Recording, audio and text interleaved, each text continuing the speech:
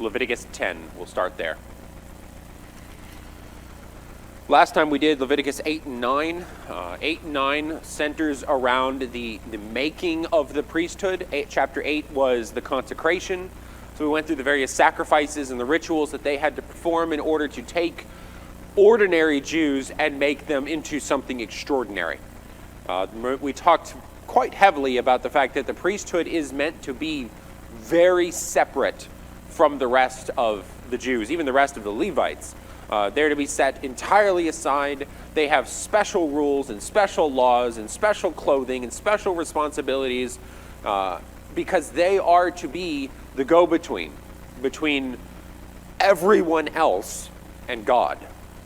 So if that barrier, that go-between, that advocate is unholy, is unclean, is incorrect, is unrighteous, you have no avenue to God. So it's an incredibly important position, and it makes great corollaries to the New Testament, right? I mean, I don't even really need to talk about Jesus being our high priest, the perfect advocate, the perfect avenue, the one who opens the door and the door cannot close for us to get to God. Whereas we're going to see right here in chapter 10, the door closes almost immediately for the rest of the people, and they've got to kind of play some catch up and cover up in order to get back. Leviticus 9 was the first time that Aaron is able to offer sacrifices, he and his sons.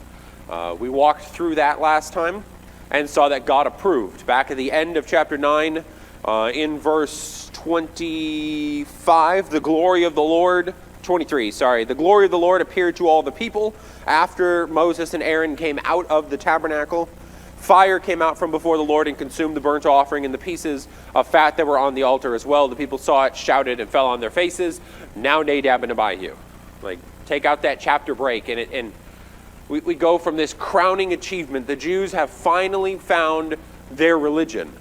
They have their process. They have the avenues in order to get to God. They have the people that are established. They know how to do their sacrifices. Everything is going the way it's supposed to. The tabernacle is finished.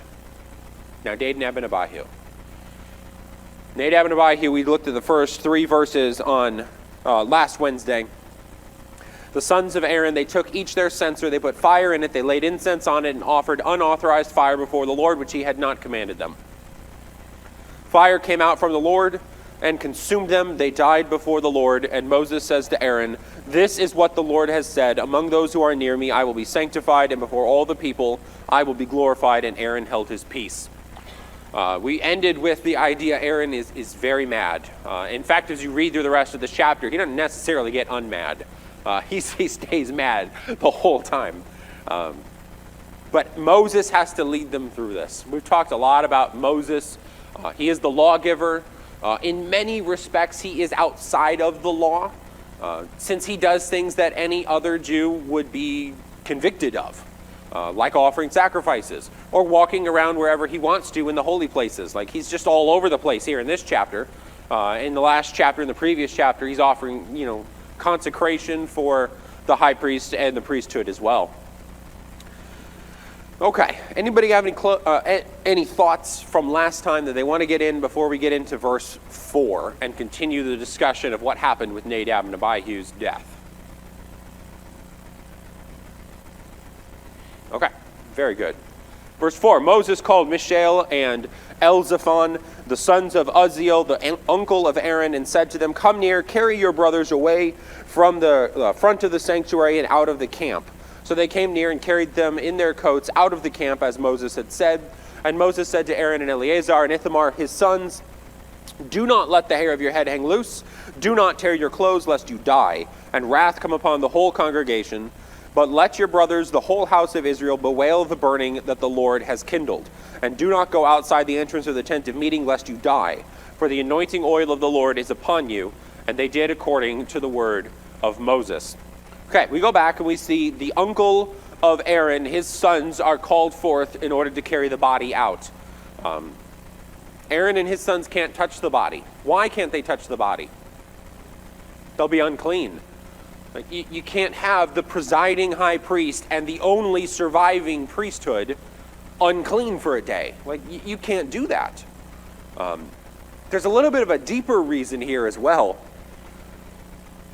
Aaron and his sons are holy. They are God for the people.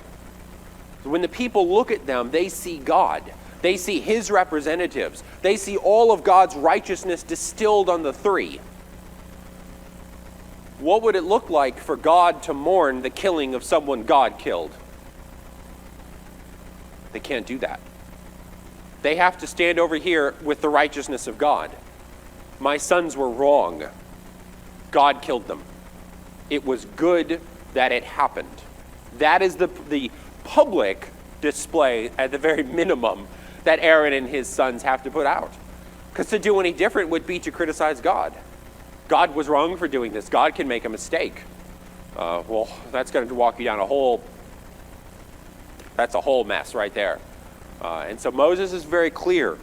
Do not let the hair of your heads hang loose. Don't take your turbans off. Ezekiel talks about keep your turban on and your shoes on. You are not mourning. Keep them on.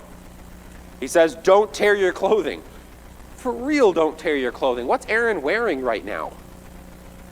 His high priestly garments. Can you just imagine he tore the ephod? Like, there's another one, fire coming from the Lord. That is angry. You know, that he was angry. You got who with. And the only person or only thing or is or whether he could be angry with is God himself. Yeah. And if he stayed that way, you know, means he got some kind of resentment that he continues to harbor that because God isn't doing anything with him, but God's got to know that he's not pleased with him. Yeah, I cannot imagine Aaron today, but that day, trying to deal with the public display and his inward anger. I'm sure he has some anger towards his sons too. Once he figures out exactly what happened, like there is anger there too. They did wrong. Like you can see a lot of anger here. But I firmly believe he's angry at God because like he's the one who did it. Like that's even if it's justified, it doesn't matter. You'd still be mad if your kid was killed this way. Yeah. Notice a consequence here from verse 6. If they let the hair of their heads hang loose, they tear their clothes, lest you die, and wrath come upon all the congregation. Why would wrath come upon all the congregation? They have no mediator, thank you. Like, we're really hitting home the importance of a priesthood. If you lose your priesthood, everybody dies. No one can be justified. No one can be cleansed. No one can become clean again. Therefore, the next time that God gets angry with you, you have no go-between at all. We're just going to wipe them all out. Yeah.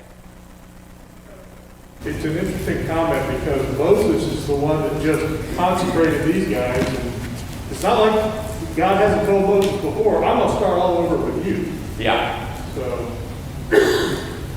Yes. And you're exactly right there. I mean, Moses could have. I mean, we could have done another Moses. You're going to go over here and you will be the new Abraham. And but Aaron and his last two sons, they perform the duty. They hold it in until they're home, I imagine. They do exactly like they're supposed to. Let your brothers, the whole house of Israel, bewail the burning the Lord has kindled. They can mourn, you cannot. You stay here inside the entrance of the tent of meeting, lest you die, for the anointing oil of the Lord is upon you. That sentence there, we're going to see it again, I think, in chapter 21 or 20, I think 21, when we get over to that side. It's not talking about this is where you live. Like, that's not his point. The high priest did not have quarters at the tabernacle that he lives here from now on. The point being made is you cannot leave and participate in the mourning. You cannot leave and participate in the funeral services. While that's going on, you are here at the tabernacle doing your job. You continue to perform your duties. You continue to perform the sacrifices. You continue to make sure everything is holy. They will take care of everything else. That's what he's referencing here. Because the high priest is not going to mourn. He's not. His sons, the priests, are not going out to cry with the people. Even if they don't tear their clothes or take their turban off or do any of the outward signs of mourning, just the fact that they went and participated in it is another criticism of God. Can't do it. Can't do it. So that phrase, don't go outside the tent of meeting lest you die, It's used here, it's used in 21, and both contexts are in the context of a funeral. Any comments anybody has? Where did they take the bodies? Outside the camp. Do you think there's any significance to the fact that they immediately took them outside the camp? That's where the people go when they're cut off. I think that's the significance. Normally, you prepare the bodies, right? We see that even with Christ. They take the body, they prepare the body, they get the body ready, and then they take it out. No, they immediately are told you take it outside the camp. Not take it to get prepared. Moses doesn't order them to do that. He says, carry your brothers away from the front of the sanctuary and out of the camp. It's not get them ready for burial. It's not get the herbs together. It's not get the oils together. It's not wash their bodies and get them ready. It's not wrap them. It's take them out. Because they're cut off from among the people. They have done a thing that has made them separated from the people of God. And they can't even stay in any longer. They've got to be taken entirely out of the camp. They're not Israelites in the eyes of God any longer. It's pretty harsh. Any comments anybody has before we go further? Continuing, I thought, they died in sin, and anything stained by sin would be sent outside of the camp. Even later on, the goat they would send out with the sins of the people. Yep. The scapegoat, the sin offering, the guilt offering's got that in there. Yeah, you're exactly right. So verse 8. The Lord spoke to Moses, saying, drink no wine or strong drink, you or your sons with you, when you go into the tent of meeting, lest you die. It shall be a statute forever throughout your generations. You are to distinguish between the holy and the common, and between the unclean and the clean. You are to teach the people of Israel all the statutes that the Lord has spoken to them by Moses. Random, right? Why is he all of a sudden talking about strong drink? What do y'all think? He probably needed one. That's a great answer. When your kids are dead, this is not uncommon for the ancient world. You go and you get drunk. Yeah. But that's not when he said it. He doesn't say, drink no strong drink when you go home. He says, drink no strong drink when you go where? Into the tent of meeting. Why is God thinking this is so important that God speaks to Aaron? Not Moses to Aaron. The Lord spoke to Aaron and said, don't go and get drunk when you go into the tent of meeting. Maybe that had something to do with Nadab and Abihu. Ben?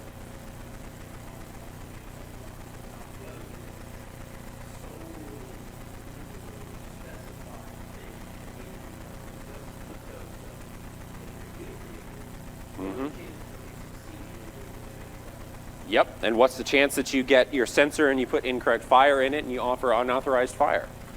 It very well may be that Nadab and Abihu were drunk when they did this. He followed up after it says that in quotation that you may distinguish between the two. Yes. Between holy and unholy, between unclean and clean. Inhibit your judgment. You can tell the difference. Yeah, you're exactly right. It was not uncommon for pagans to be drunk when they're doing their services.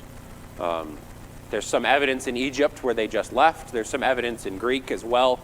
Not as much necessarily evidence of Canaan because they didn't write nearly as much as the Greeks and the Egyptians did. But there's some evidence of it. Certain rituals required you to be drunk. Like you started drinking long before that ritual really got going. And so Nadab and Abihu, where did they grow up? In pagan Egypt. Where did they learn how to worship a god? In pagan Egypt. So here they are, they're established as priests. Perhaps they just worshiped God like a pagan, which may have included drinking. Any comments?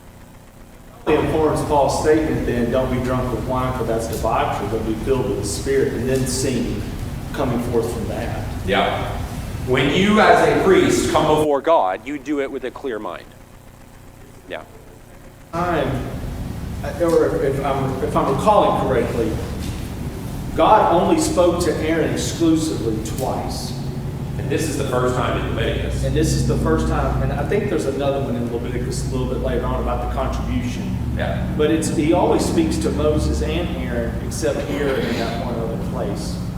Yeah, I think that's significant. This was important. This did not need a go-between Moses. This needs to be from the mouth of God to Aaron. When you come here, you are of clear mind and sober spirit. Any other thoughts before we get into verse 12? Okay. Moses spoke to Aaron and Eleazar and Ithamar, his surviving sons. Such a sad phrase there, isn't it? His surviving sons. Take the grain offering that is left of the Lord's food offering, eat it unleavened before the altar, for it is most holy. You shall eat it in the holy place, because it is your due and your son's due from the Lord's food offerings, for so I commanded. But the breast that is waved and the thigh that is contributed you shall eat in a clean place, you and your sons and your daughters with you, for they are given as your due and your sons' due from the sacrifices of the peace offerings of the people of Israel. The thigh that is contributed and the breast that is waved, they shall bring with the food offerings of the fat pieces to wave for a wave offering before the Lord, and it shall be yours and your sons with you as due forever, as the Lord has commanded. So Moses says to Aaron and his sons, get to work. You have things you still need to be doing. You need to be going and eating of the holy things. You need to be going and making sure that you're eating these things correctly. You're eating them with your families, as it says, sons and daughters, that you are doing what you're supposed to be doing as if nothing happened today. Because they are to put on the outward appearance of the righteousness of God. Now, that's not exactly what happens, though. This is Moses' ideal as laid down by God. But in verse 16... Now Moses diligently inquired about the goat of the sin offering, and behold, it was burned up. They missed one. And he was angry with Eleazar and Ithamar, the surviving sons of Aaron, saying, why have you not eaten the sin offering in the place of the sanctuary, since it is a thing most holy, and has been given to you, that you may bear the iniquity of the congregation, to make atonement for them before the Lord? Note the importance here. It's not just do it because you're supposed to do it. When they do the eating, Moses says, you are now bearing the iniquity of the congregation. The eating is making atonement. That's a big deal. A lot of times when we think of these sacrifices, we think of the priests as almost the side characters, right? The offering on the altar is what made the atonement, and the priests also eat from it. Moses does not have that impression. Moses says, if you don't eat, they are not atoned. If you don't eat, you did not bear the iniquity. You did not take it away from them. You did not move it to somewhere else. They're still in sin because you didn't eat it. Because the sacrifice in its entirety is not complete. Now, he goes further and he says, behold, its blood was not brought into the inner parts of the sanctuary. You certainly ought to have eaten it in the sanctuary as I commanded. So he makes an aside point and he says, we didn't bring the blood in. Remember, that would have been for a priestly sacrifice, and that would have been for a whole congregation sacrifice. Neither one of those get burned entirely on the altar. No, this is a normal one. You should have eaten it. Note the response, though. Aaron says to Moses, behold, today they have offered their sin offering and their burnt offering before the Lord, and yet such things as these have happened to me. If I had eaten the sin offering today, would the Lord have approved? When Moses heard it, he approved. What's Aaron's reasoning here? Yeah. It begs the question, am I actually holy right now? Am I clean? Remember, we started this conversation with Aaron is mad. I guarantee you early on when his sons had just happened, there were some thoughts and possibly some verbal words that he instantly regretted because Moses had to kind of clean him up. Is he clean that day? Or is he unclean? He's in mourning, he's angry, and he thinks he's unclean. Being unclean, he cannot eat the holy things. But he hasn't technically done anything, so he's not offering his own sacrifices. He's not excusing himself until evening and washing and so forth and so on. But he doesn't think God would like it. And that reasoning right there is a heart reasoning. It's not an action reasoning.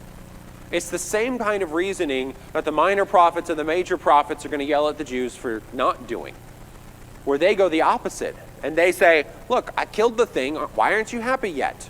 Because your heart is wrong. Aaron said, yeah, we did all of that correct, but my heart is not here. I can't do it. I can't finish that sacrifice and still believe that I am right in the eyes of God.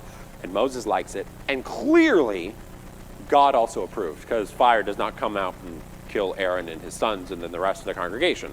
So clearly God sides on the side of Moses and Aaron here. Any thoughts anybody has?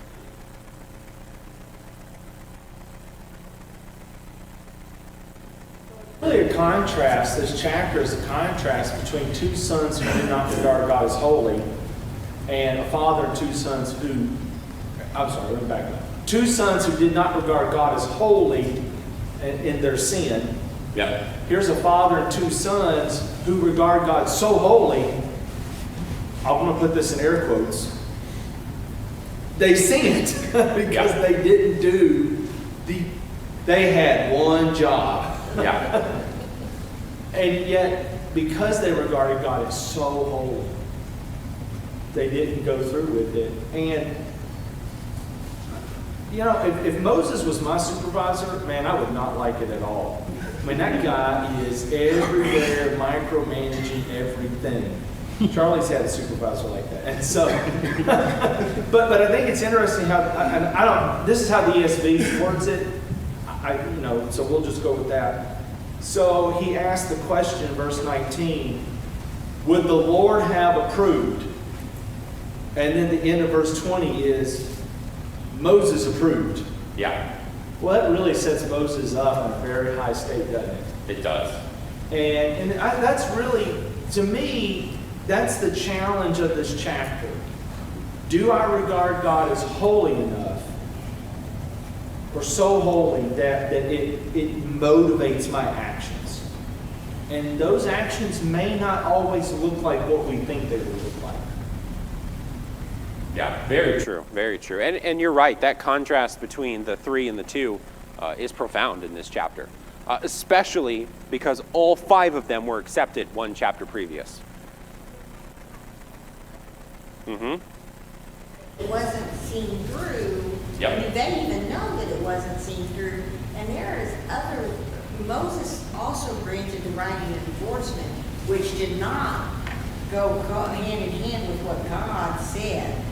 Yep. So, because Moses approved here, like I know you said, fire didn't come out and consume Aaron, but it's not Moses who has to approve. True. And again, to me, showing another reason why we should be very happy we were born under the new law. Those people's sacrifices were completed. Yeah. Yeah. I have no idea what God did with it. I don't know. I can guess, but that's all it is a guess. I'm not even sure it's an educated guess. But you're right. Both you and Clay, we've had several other comments. Moses is weird. Like, he is under the law and not under the law. He is the lawgiver. He is the voice of God. He is the mouthpiece. He's weird. He's just like Jesus.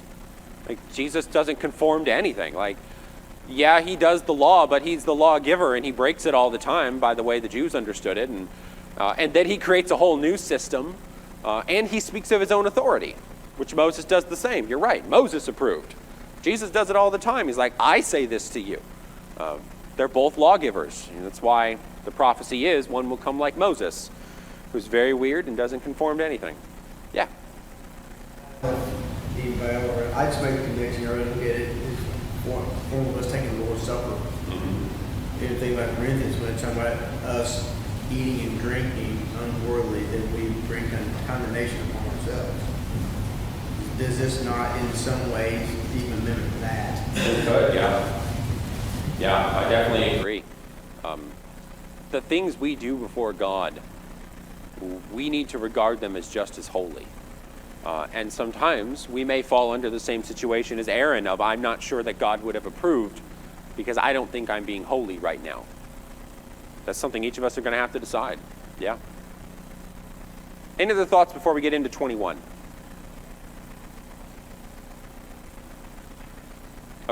Oh, you got it. I was talking. That was at the buzzer.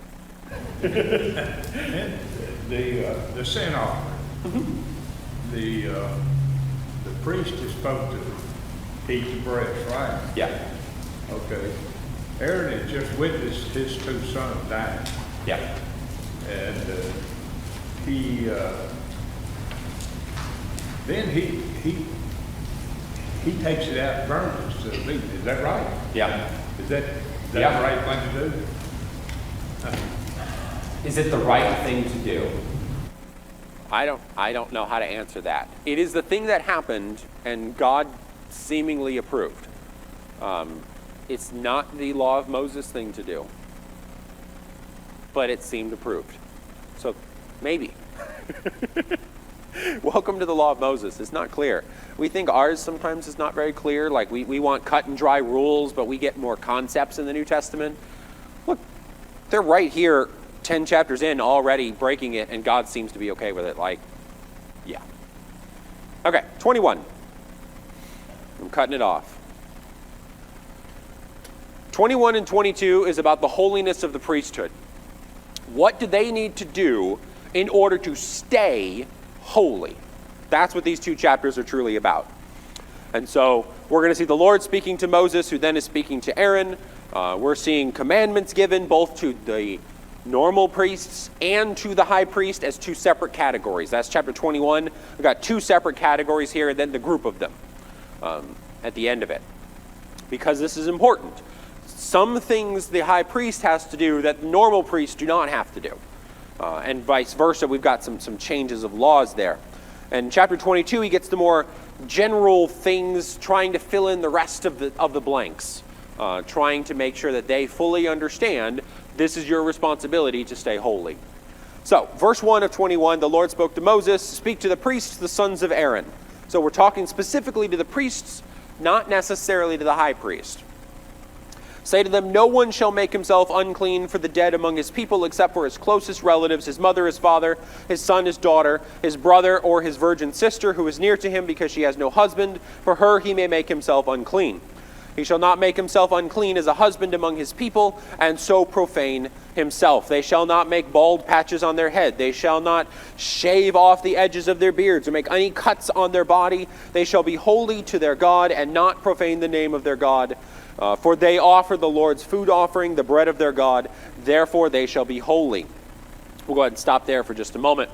So, what do you do when somebody in your family dies? Very appropriate. We just finished chapter 10. Chapter 10 is a weird incident. So it's got its own rules. So don't confuse the two, right? Chapter 10 is its own thing. But the general principle is if you are a normal priest and a close family member dies, immediate blood. We're not even talking grandparent level. Notice you're not allowed that. Father and mother is as high up as it goes. Grandkids is not. You can't get that either. The closest to you, you may make yourself unclean because it's not permanent. You go, you're touching the body, you're handling the body, you're preparing the body, you're burying the body. You're going to be unclean until evening. You've got to do some washing, and then you're fine. So you take a bereavement day. That's what's being discussed here. And it's allowed. God is not heartless. He's not making his priesthood stand up there all the time, showing no emotion whatsoever. They have lives, and he respects this. Not with Nadab and Abihu, that's a whole different situation, so keep it separate. Any comments on that before we go further? Yes, Clay. Yeah. Is this when they're just on duty? Or is this looking forward to the different rotations that we'll see later when the temple is coming? Or is this for all time? I'm just curious. I think it's for whenever They are a priest. Even the rotations of priesthood is not law of Moses. Right. It's an addition. So even then, if I was them, I would still bind it. Because we created an extra thing. that doesn't negate the thing that already exists. I ask this because verse 7 then goes into your lifestyle, if you will. Yes. So I didn't know if the two were going together. Yep. I think this is how you govern your whole life. Whether you're at home and it's midnight or you're at the tabernacle and it's noon. Yeah. You cannot make yourself unclean, it says, by making bald patches on your head, shaving off the edges of your beards, cutting any part of your body. he has to remain pure. He has to remain holy. And the end of the chapter is going to talk a lot about that. That he can have no physical blemishes at all. So if he mars up his beard, it's a physical blemish. He cannot serve as a priest until it is fixed.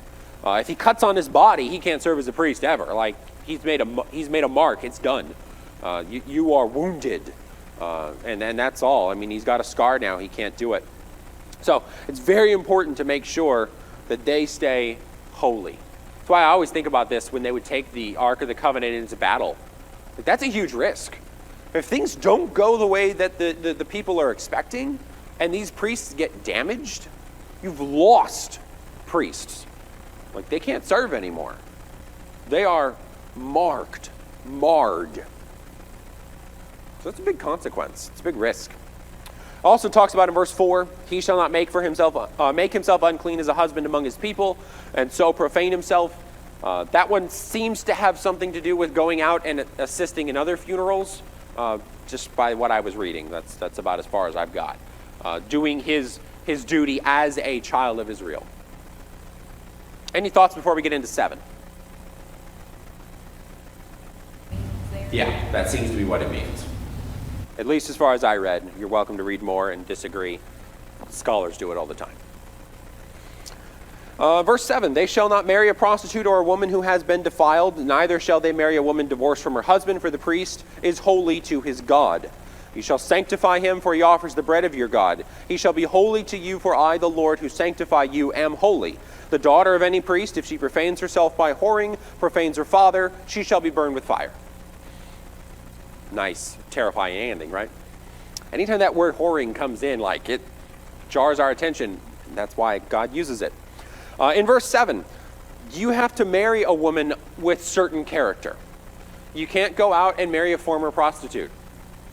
Rahab reforms. She cannot marry a priest if he wants to stay a priest. Like, can't happen. You cannot marry a woman who has been defiled in some way. She has to also be holy, because you are going to produce holiness. If she is unholy in some way, unclean in some way, the children that you produce are unclean in some way. Therefore, they cannot serve as priests. It's so important. Only Aaron's direct descendants can be priests. So if that becomes muddied, if that becomes, tainted in some way, you lose your priesthood, everybody dies. Remember, there's no sacrifice for sin. God wipes them all out. It's deep consequences here. He talks about you can't marry a woman who is divorced from her husband, for the priest is holy to his God. You shall sanctify him. So, even divorce, while Moses allows it, and under normal circumstances, depending upon how the divorce works, the woman could get remarried or the man can get remarried, but he can't. And there's a simple, practical reason for this. Divorced women often already have children. What do you do with those kids?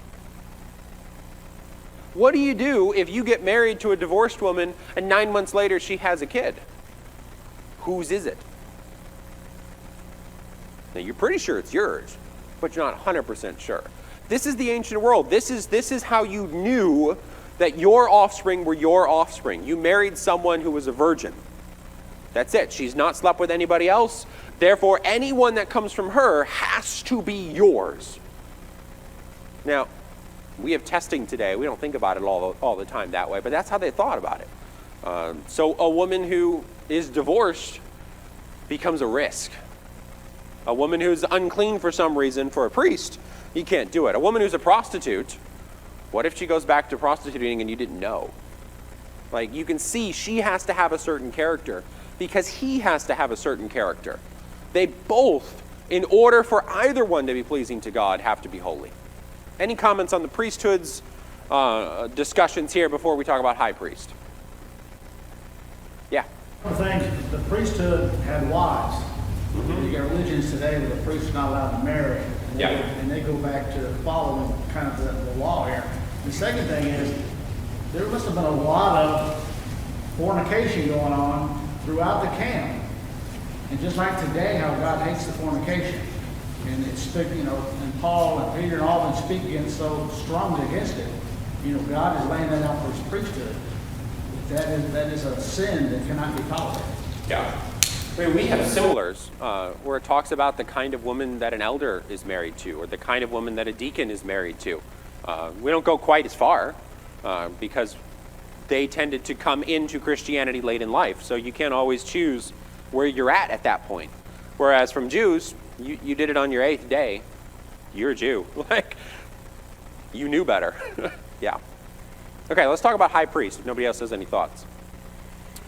In verse 10, the priest who is chief among his brothers, on whose head the anointing oil is poured, and who has been consecrated to wear the garments, shall not let the hair of his head hang loose, or tear his clothes. He shall not go into any dead bodies, nor make himself unclean, even for his father or his mother. He shall not go out of the sanctuary, lest he profane the sanctuary of his God. For the consecration of the anointing oil of his God is on him. I am the Lord. Okay, same principles we're talking about. What do you do if a family member dies? If you are the anointed priest, you stay at work. You do not go and participate in the funeral rites. You do not go and make yourself unclean by touching the bodies. It doesn't matter even if it's your parents. You leave them there. Yes, yeah. This is the priest who is chief. He is the one wearing the high priestly garments. He is the one with the anointing oil, not the normal priests. We've got 2 tiers now even here. So we've already set the priests up on a pedestal. The high priest is set on a higher pedestal. Because he, more than any else, is God. Any other thoughts? Yeah. What does it mean when it says you're not to leave the sanctuary? They live there? That's similar to what we were talking about with Nadab and Abihu. God makes the same, statement to Aaron then. And it's a reference to not joining in the funeral. They don't live there. There's no housing for them there. They go home at night. But for their service, even if the funeral takes place at 2 o'clock in the afternoon, you do not go. You are here, and you are working. Because God is working. Like, that's the image. God is still laboring for you, even though your life is falling apart and you're bearing a child or you're bearing a parent. God is still at work. Any other comments or thoughts? Mm-hmm. He lost his voice while he was doing the incense, but he still had to stay with it. Yep. Because he had a choice. Yeah. Okay, let's go a little further. Verse 13, he shall take a woman in her virginity. A woman, a widow, a divorced woman, a woman who has been defiled, or a prostitute, these he shall not marry. But he shall take as his wife a virgin of his own people, that he may not profane his offering among his people, for I am the Lord who sanctifies him. So it's a little more clear with the high priest than it is with the regular priest. With the regular priest, we talked about the kind of woman that he has to marry. It tells us up there in verse 7, he cannot marry a prostitute or a woman who's been defiled or a woman who is divorced. Here we've got even more specific. He needs to take a woman in her virginity. And that seems to indicate youth. That we're not even letting her make it to adulthood. That's the way the Jews, at the very least, interpreted this. Because you need to be 100% sure that all offspring that come from her are right. And that she is 100% holy and has not been defiled in any way. Remember, rape is pretty common. God has a whole section on what do you do with rape situations. If a woman's not been alive very long, she has a better chance of not being raped. That's it. Like, you think about, this is the reality of their world. So to be as sure as possible, the high priest has even stricter regulations.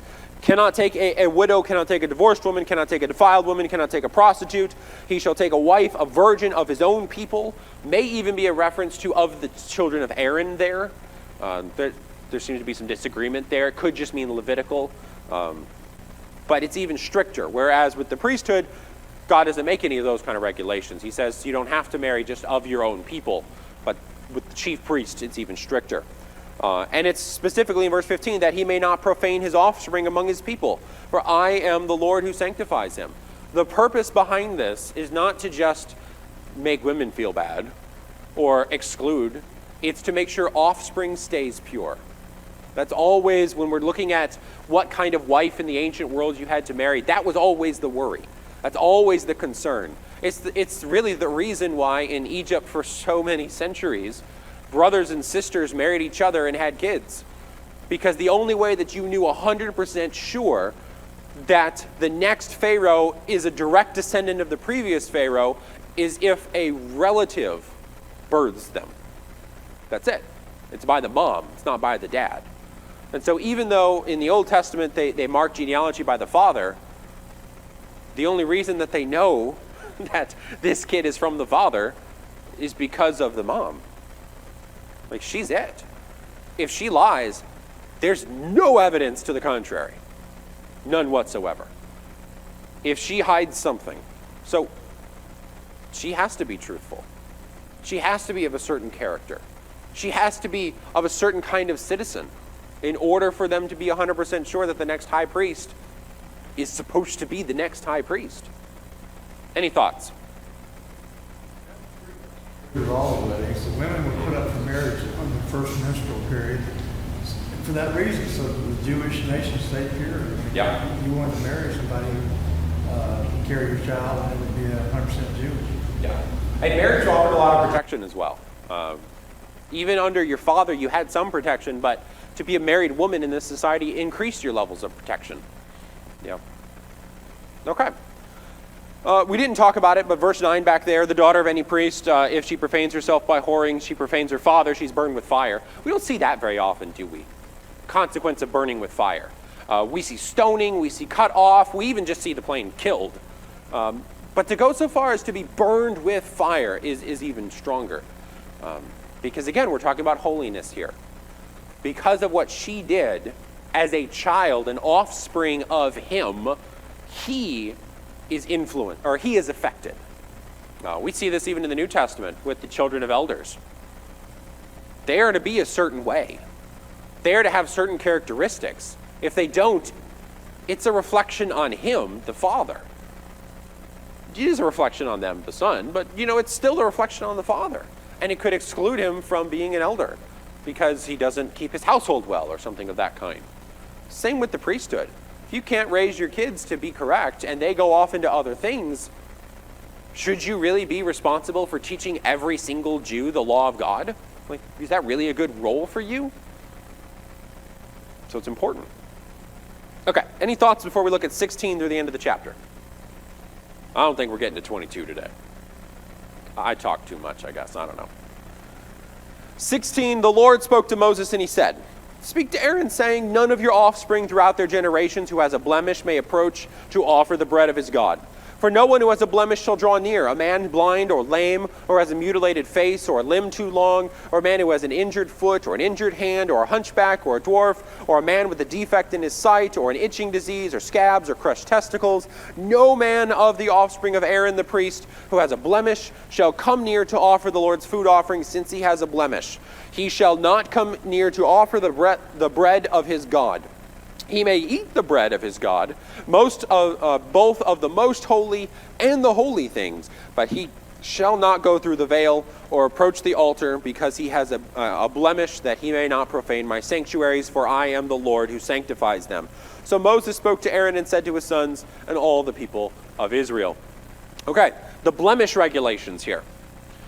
You must be perfect specimens. You are the priests. You cannot have a physical defect. You cannot get stuck down marring yourself in a funeral. You cannot marry an incorrect kind of woman. You cannot have offspring that do incorrect things. You must be perfection at all times. So if you're born with an incorrect thing, limb too long, you got some kind of a defect, you can never serve as priest. If a thing happens to you later, you get an injured hand, you get a mutilated face, you get damaged in some way, you catch a disease, you're done. You are no longer perfection. And now you must be excluded. You cannot offer the bread of your God, but you may still eat of it. Isn't that interesting? Wow, we're 5 minutes early. Isn't that interesting?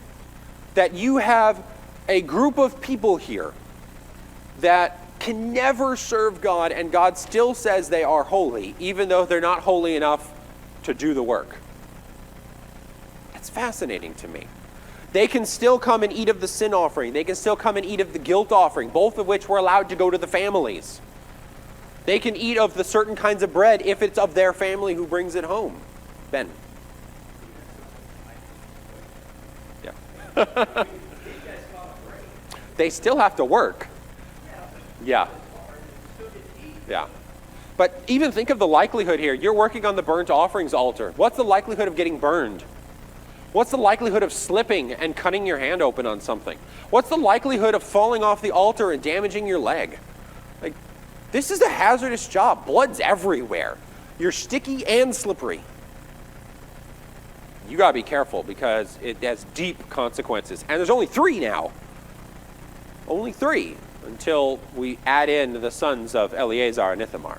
Okay, we'll stop here. We'll pick up with chapters 22 and move into the next section. So read chapter 16 and I think chapter 23 for the next. We'll be dismissed. Strength to the Lord.